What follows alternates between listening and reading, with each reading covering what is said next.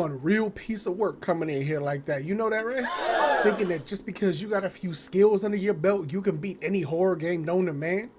I'm sorry, but you ain't built like that, and I'ma show you. So as we get started, I need you to do something to check that attitude. Yeah, the one you got that says, I'm better.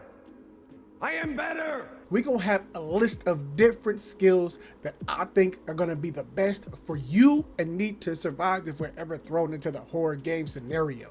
Let's start off with a very important one that a lot of people don't think about, that I think is really gonna be beneficial. I think no matter what scenario you're in, and it's gonna be any type of medical skill you got, okay?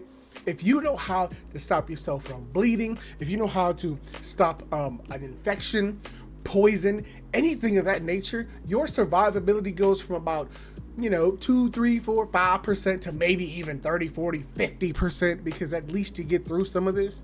And a lot of people don't recognize that in a lot of horror games, it's just an auto like, oh, that was a great herb and now I'm healed. No, if you were really in it, you'd really have to learn how to take that herb, apply it in a way that stops bleeding and to keep yourself alive. So I'm gonna give this one a very high tier.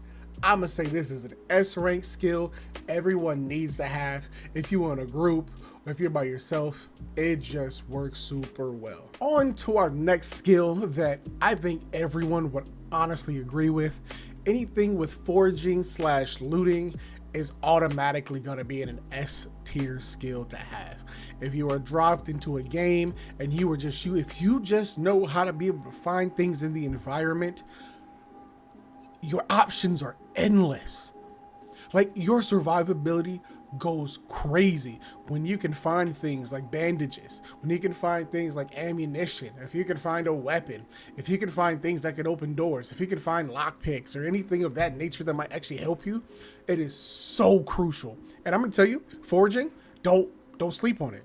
Understanding some plants and like the medicinal purposes of those plants go perfectly with the first skill we talked about in the medical field. Like, being able to be out in the field and go, hey, listen, this is going to stop bleeding. I know I can identify this plant is not poisonous, goes along with the looting and the foraging, and it just works so well. You can't always just be about the brains. You got to have some brawn with it. And this is for all my fighters out there who be wanting to beat up people like this. Like that. Like that. Like that. And let me tell you something.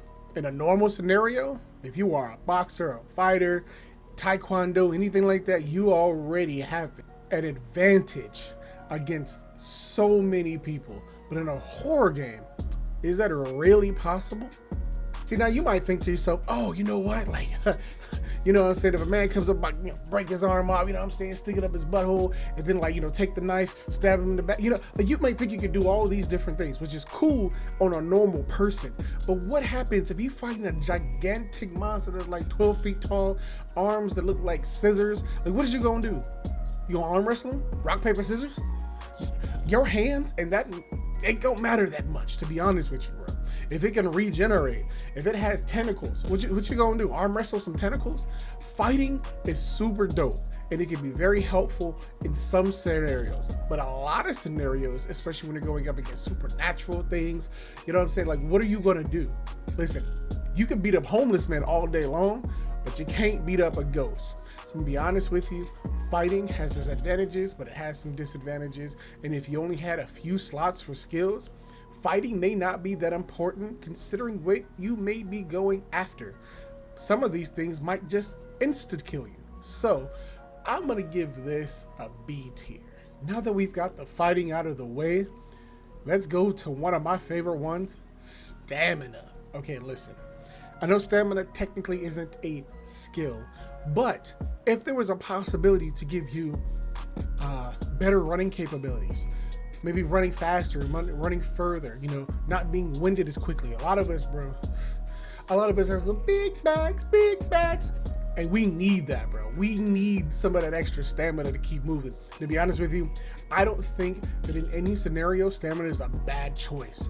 If you had to choose a skill, stamina better be on there. Because a lot of the times, especially since we just talked about fighting not being viable in every situation, I think being able to run further, faster, longer distances, all of those things are going to be super nice to actually get away from things that are trying to kill you. And I think that that is just hands down an S tier perk. It's always going to be up there. Unless you already have it, then I guess you don't really need it. But why wouldn't you want to take it? If you've made it this far, I'm unfortunately about to say something very blasphemous. And by blasphemous, I'm going to tell you right now, crafting is not an S tier perk. Fight me. All right, so before I see in the comment sections, before y'all out here saying, listen, you're a liar, crafting is the best skill to have. Okay, I'm gonna ask you a quick question here. In a real life scenario, let's say you got the forging skill and you find some gunpowder. For whatever ungodly reason, there's gunpowder lying around.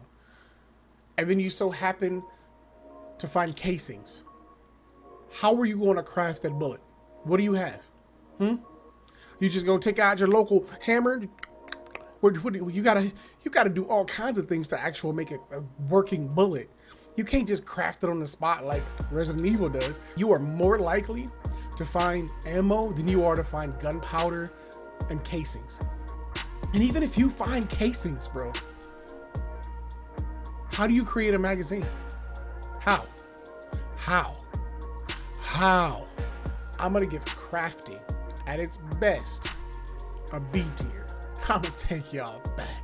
2012, this Skyrim, there was a skill that was just broken, and that's called sneak. Now listen, if you have this as a skill, oh my, especially if it was the way that it was in Skyrim, oh my god, it's broken, okay? But sneaking, I think in any scenario, being able to like traverse without being caught is going to be literally one of the best things you could ever do. Why worry about a monster that can kill you if it never finds you? Sneaking is so vital, and it's absolutely an S tier skill, okay? There's no doubt about it. You will survive 100% of the monsters that you escape from. Now I know what you're thinking. First of all, Sugar, why haven't you talked about guns yet? Huh? You talked about fighting, but what about skills involving guns? Like, that's stupid. You're gonna be using guns, aren't you? Well, okay, yes, absolutely. I'm gonna say that any type of guns, as far as proficiency, I'll say, if you know how to use a gun, maybe accuracy, when you talk about reloading quicker, things like that, like anything in that general direction of gun experience is gonna be a great skill to have. It may not always be useful, but when it's useful, it will save your life. And I think that when it comes down to it, guns are not always the most proficient way to get through horror game scenarios. Let me use this example right here. Let's say you're being chased by a big hulking monster with a top hat on who has the only desire but to crush your body into little pieces. A gun ain't gonna do nothing.